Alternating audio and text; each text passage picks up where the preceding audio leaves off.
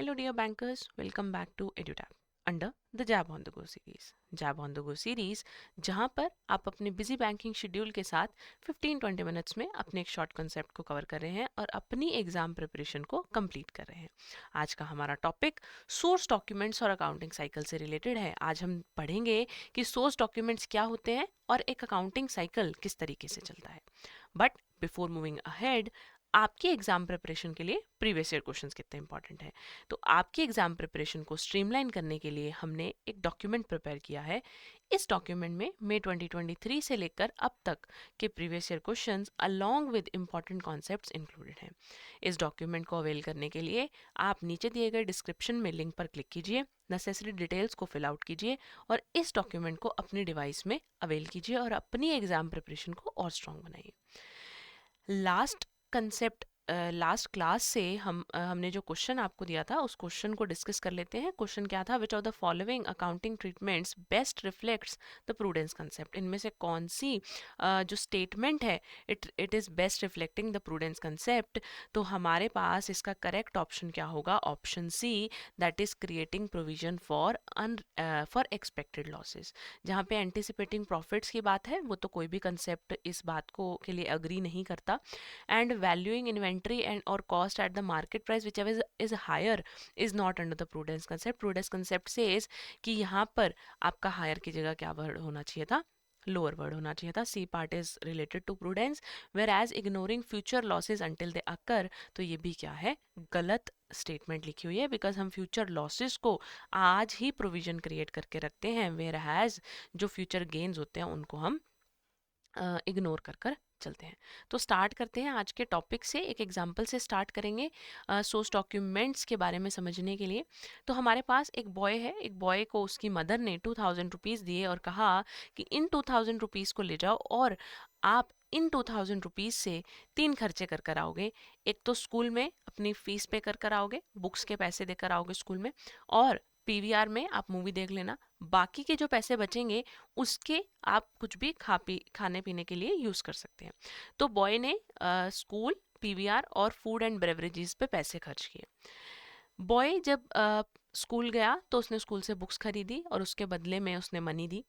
PVR से ticket खरीदी, ticket खरीदने के अगेंस्ट उसने मनी दी, और फूड एंड बेवरेजेस लेने के बाद उसने उसके अगेंस्ट भी मनी पे की। एजुकेशन पे यानी बुक्स पे उसका 1500 रुपीज़ का खर्चा आया। मूवी टिकट 250 रुपीज़ की थी, और जो उसने बर्गर खाया फूड एंड बेवरेज केस के अंदर, तो वहाँ पर भी उसके 250 रुपीज़ लगे। अब स्कूल को अगर उस बॉय ने 1500 रुपीज़ दिए हैं तो स्कूल उन 1500 रुपीज़ का क्या करेगा? स्कूल के लिए वो 1500 रुपीज़ एक इनकम हो गई, और उसके अगेंस्ट उसने बिल्डिंग का रेंट, टीचर की सैलरीज और इस तरीके से अपने कुछ एक्सपेंसेस को कवर कर लिया। वहीं पर पीवीआर ने जो 250 रुपीज़ अर्न किए थे टिकट सेल करने पर, तो पीवीआर ने उस मनी को अपना इलेक्ट्रिसिटी पावर बिल पे करने के लिए, सैलरीज पे करने के लिए यूज़ किया। And same happens with the food and beverage. वहाँ पर जो 250 रुपीज़ की अर्निंग इस कंपनी को हुई, फूड एंड बेवरेज का जो आउटलेट था उसको जो अर्निंग हुई, उसने क्या किया? उसने उसके अगेंस्ट सैलरीज और रॉ मटेरियल की पेमेंट कर दी। यानी जहाँ से कुछ इनकम हुई उसके अगेंस्ट कुछ एक्सपेंसेस को बेयर अप कर लिया गया।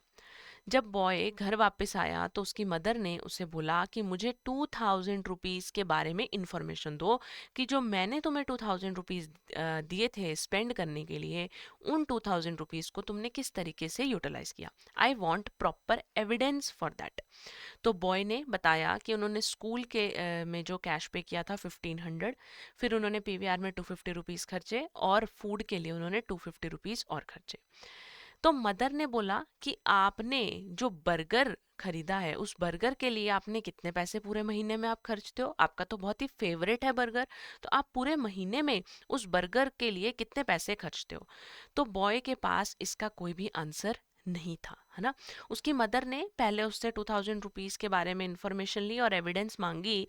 तो बॉय ने इंफॉर्मेशन दी और साथ ही साथ एविडेंस प्रोवाइड कर दी। जो उसे बुक्स, स्कूल से बुक्स की रिसीट मिली थी, जो उसे पीवीआर से टिकट मिली थी, और जो उसने फूड एंड बेवरेज पे जो हमने उसने बर्गर खरीदा है उस बर्गर के अगेंस्ट जो उसको बिल मिला था, उसने वो बिल अपनी मदर को दिखा दिया। अब जब मदर ने पूछा कि क्या तुम्हें पता है कि पूरे महीने में तुम बर्गर पे कितना पैसा खर्चते हो, तो उसके बारे में बॉय को कोई भी इंफॉर्मेशन नहीं थी। वहां पर मदर ने उसे बोला कि तुम रिकॉर्डिंग तो ठीक कर रहे हो ट्रांजैक्शन की, लेकिन तुम्हें अब उन ट्रांजैक्शंस को सेपरेट अकाउंट्स में भी क्लासिफाई करना पड़ेगा। तो बॉय को अपनी मदर की बात समझ में आ गई और उसने इमीडिएटली कैश अकाउंट प्रिपेयर कर दिया। कैश अकाउंट में उसने लिखा कि ऐड क्या हुआ, जो उसकी मदर ने उसे 2000 रुपीज़ दिए थे, और उसका खर्चा क्या हुआ माइनस सब्ट्रैक्ट क्या हुआ, स्कूल की 1500 रुपीज़ की फीस, पीवीआर के 250 रुपीज़ और फूड एंड बेवरेजेस पे जो उसने 250 रुपीज़ खर्च किए थे। क्लियर? आपको स्टोरी समझ में आई? जो हम बात कहना चाहते हैं, जहां पर मदर ने सोर्स डॉक्यूमेंट्स की बात करी, एविडेंस की बात करी, वो एविडेंस क्या है, प्रूफ्स की बात की जा रही है ना, और आगे मदर ने उसे रिकॉर्डिंग और क्लासिफाइंग के बारे में बताया। तो सोर्स डॉक्यूमेंट्स क्या है? सोर्स डॉक्यूमेंट्स का मतलब होता है एविडेंस। सोर्स डॉक्यूमेंट्स का मतलब होता है ऐसे ओरिजिनल डॉक्यूमेंट्स जो कि एक बेस बनाते हैं। मतलब ये जो डॉक्यूमेंट्स हैं ये हमारी ट्रांजैक्शंस का एक बेस बनते हैं। जब हम फ्यूचर में बिजनेस में ट्रांजैक्शंस को रिकॉर्ड करते हैं तो these documents act as a base for those transactions, और उन ट्रांजैक्शंस को इन्हीं के बेसिस पर रिकॉर्ड किया जाता है। ये प्रूफ है, ये एविडेंस है।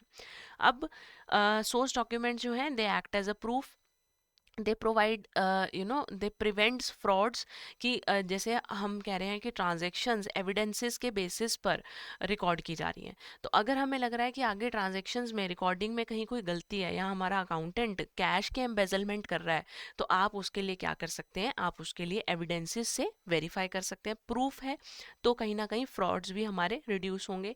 वेरिफिकेशन के टाइम पे ऑडिटिंग अगर हमें जब करनी होती है, ऑडिटर को ऑडिटिंग करनी होती है, तो सोर्स डॉक्यूमेंट से ही स्टार्ट करता है। तो सोर्स डॉक्यूमेंट की हेल्प से ऑडिटिंग करना इजी हो जाता है। और सोर्स डॉक्यूमेंट ही एक ऐसा सोर्स है जिनसे आगे जर्नल एंट्रीज हम अभी पढ़ेंगे, जिनसे आगे हम ट्रांजैक्शंस को रिकॉर्ड करते हैं अपनी बुक्स ऑफ अकाउंट्स में for the very first time. Clear? तो सोर्स डॉक्यूमेंट्स हमारे पास बहुत सारे सोर्स डॉक्यूमेंट्स हैं हमारे आसपास।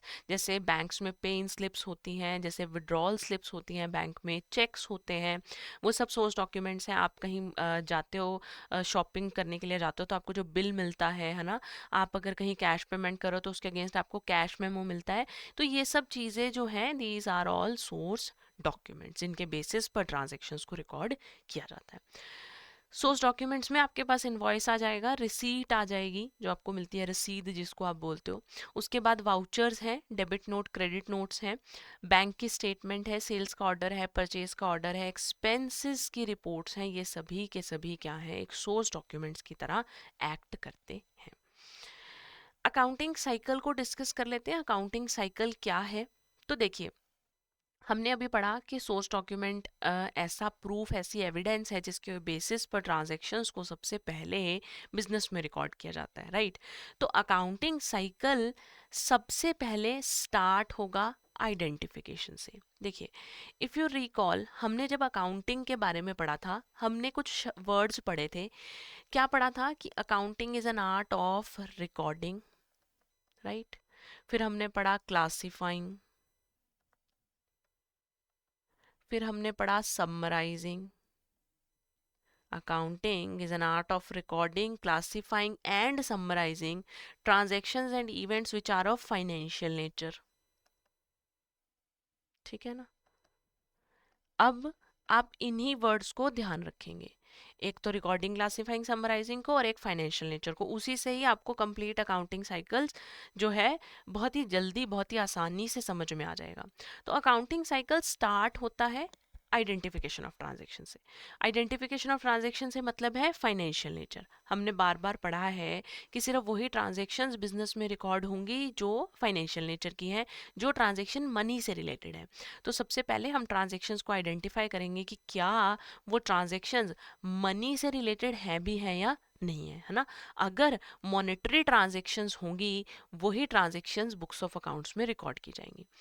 उन ट्रांजैक्शन से रिलेटेड जो हमारे पास एविडेंसेस हैं, सोर्स डॉक्यूमेंट्स हैं, उन सोर्स डॉक्यूमेंट्स के बेस पर हम सबसे पहले ट्रांजैक्शंस को क्या करेंगे, रिकॉर्ड करेंगे। और रिकॉर्डिंग कहाँ की जाएगी? रिकॉर्डिंग की जाएगी ओरिजिनल बुक ऑफ एंट्री में, यानी कि जर्नल में। इन सब के बारे में हम डिटेल में, ये पूरा अकाउंटिंग साइकिल हम आने वाले लेक्चर्स में डिटेल में समझेंगे।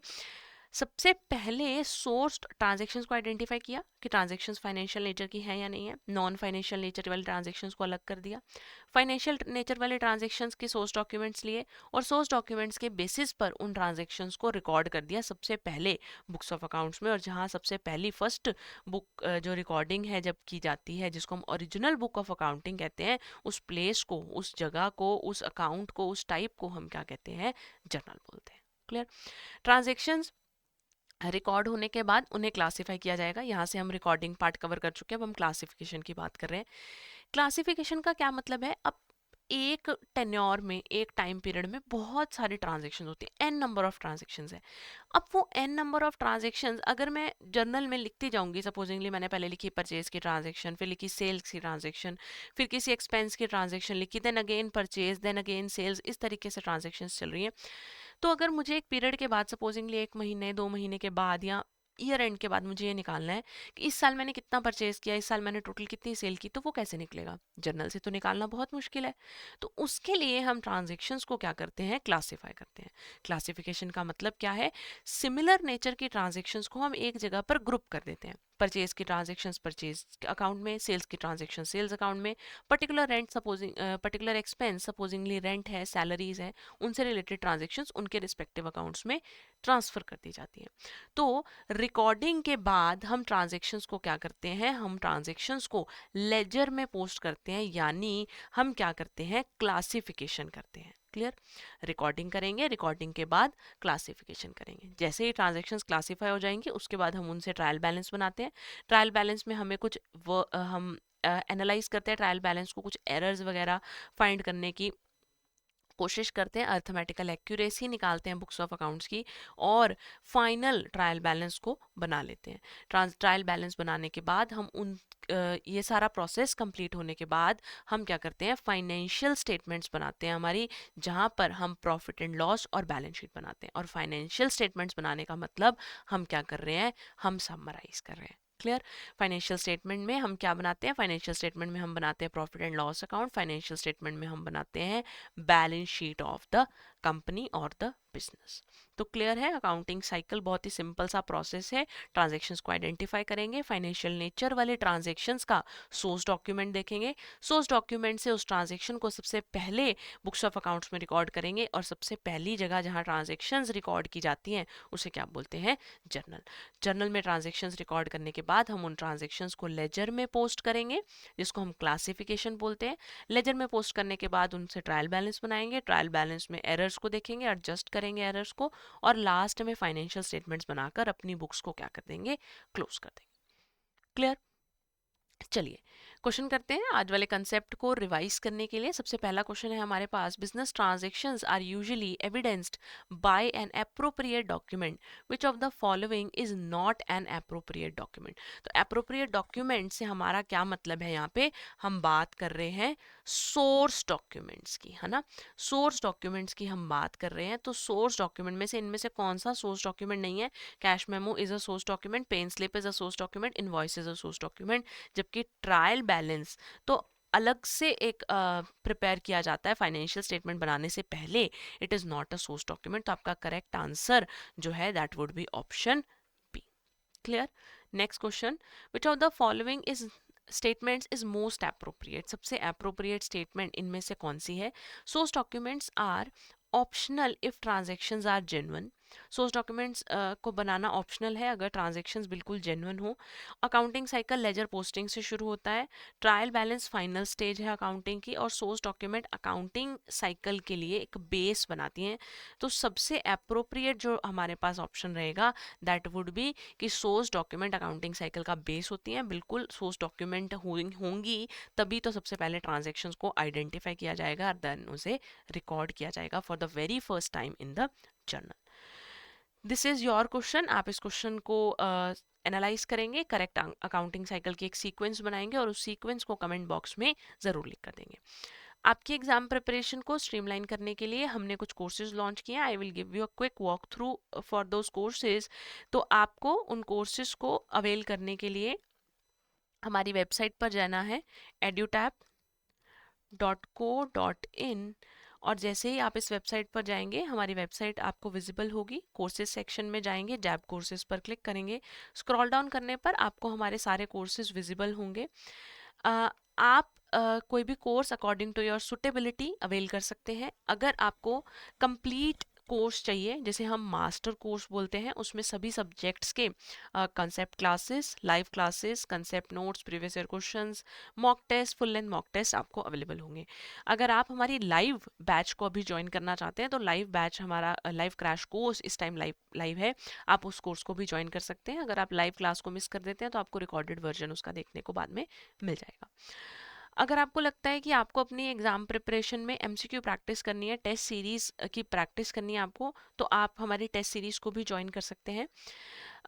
इफ़ यू फील लाइक कि आपको सब्जेक्ट वाइज प्रिपरेशन करनी है, आपको इंडिविजुअल सब्जेक्ट को लेकर कोर्स चाहिए, तो हमारे हर सब्जेक्ट के मास्टर कोर्सेज अवेलेबल हैं। साथ ही साथ if you want to check कि हम कैसा पढ़ाते हैं, तो आप ₹1 का ट्रायल कोर्स भी ले सकते हैं। 3 आवर्स का एक ट्रायल कोर्स आपको मिल जाएगा।